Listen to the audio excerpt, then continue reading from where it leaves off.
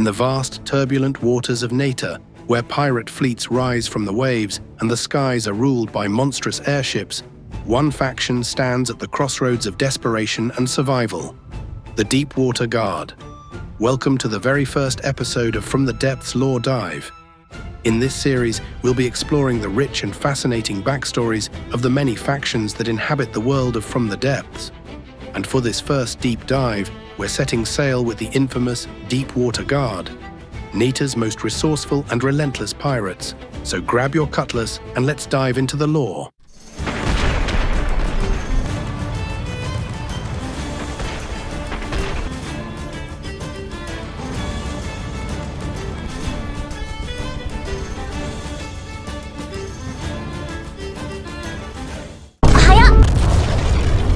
The Deepwater Guard is one of the 8 core factions in From the Depths' quest for NATO campaign, serving as the first and often underestimated enemy that players face.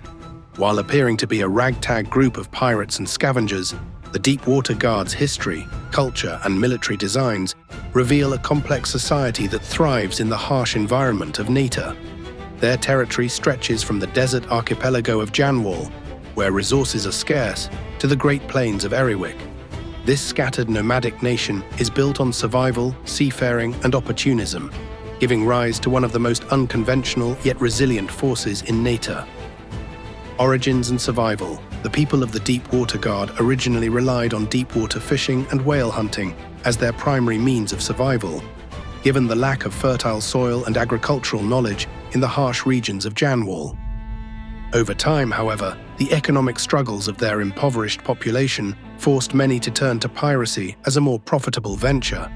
Once peaceful fishing vessels and whaling ships were retrofitted with weapons, these newly armed pirate crews began raiding the wealthier coastal settlements of their neighbors, leading to the rise of a pirate culture that would define the Deepwater Guard for generations. Though often dismissed as a disorganized band of raiders, the Deepwater Guard is far more structured than it appears. Their government is controlled by a loose but influential council of 12 pirate lords, who collectively decide on matters of national defense, resource allocation, fishing rights, and territory control. This decentralized leadership style mirrors the scattered nature of their society, with each pirate lord carving out their own corner of the Deepwater Guard's domain and building personal fleets suited to their unique style of piracy. Each pirate lord within the Deepwater Guard has risen to prominence through a combination of cunning, strength, and the ability to command effective, if often unconventional, fleets.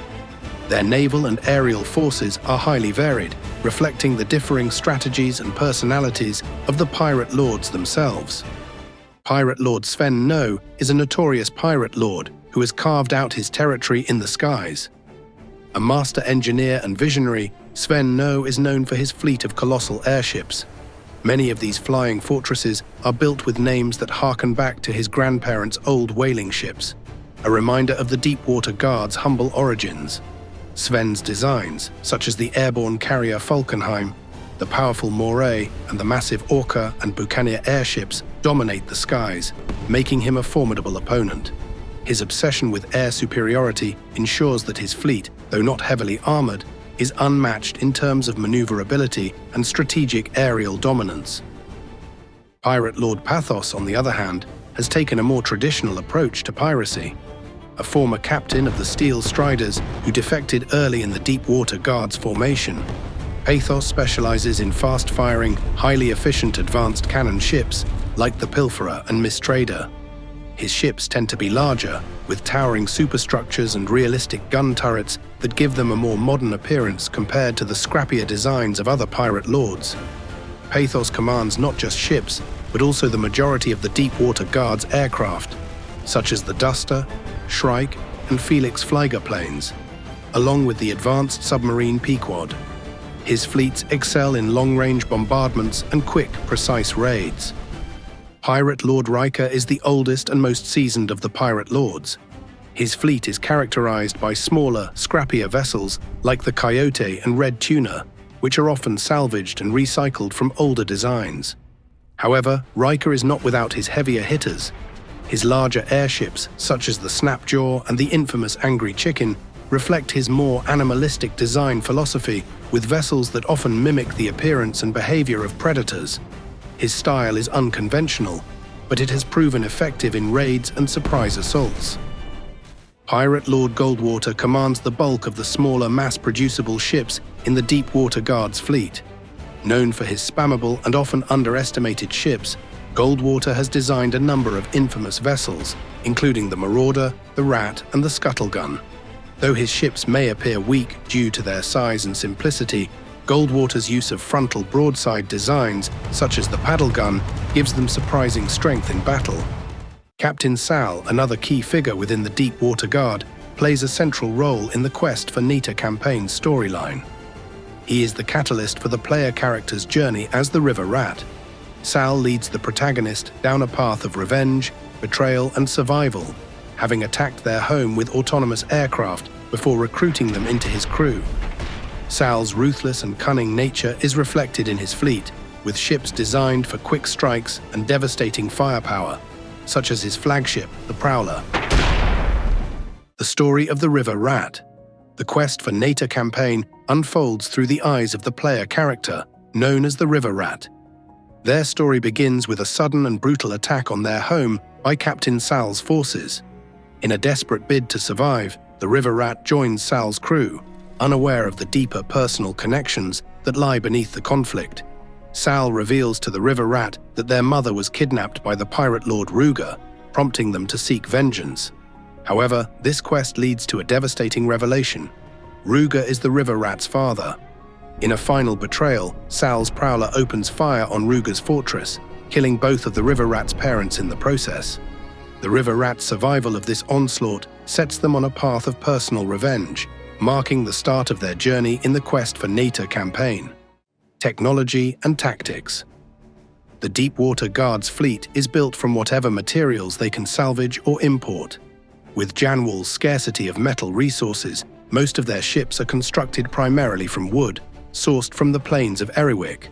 Though this makes their ships appear fragile, they reinforce critical areas with metal to protect vital components like engines and ammunition. Their vessels may not be the most durable, but their wooden exteriors hide a surprising resilience, especially when manned by experienced crews who know how to make the most of their fleet's strengths. The Deepwater Guard favors a wide array of weaponry, ranging from simple cannons to more advanced designs. However, their signature weaponry includes cram cannons and unguided rockets, which, while rudimentary, can deal devastating damage when used effectively.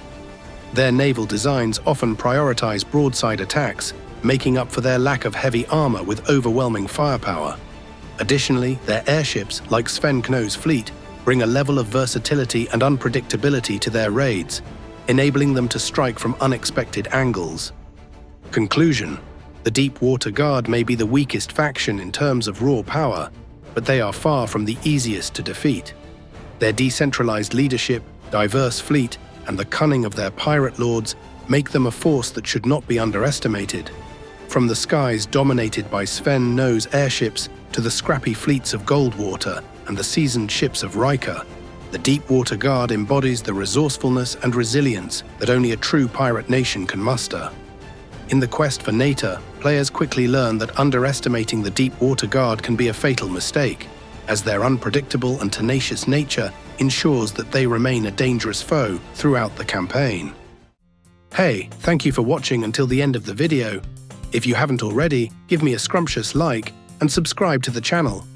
If you don't, I'm afraid I have to raid your home with millions of flying squirrels.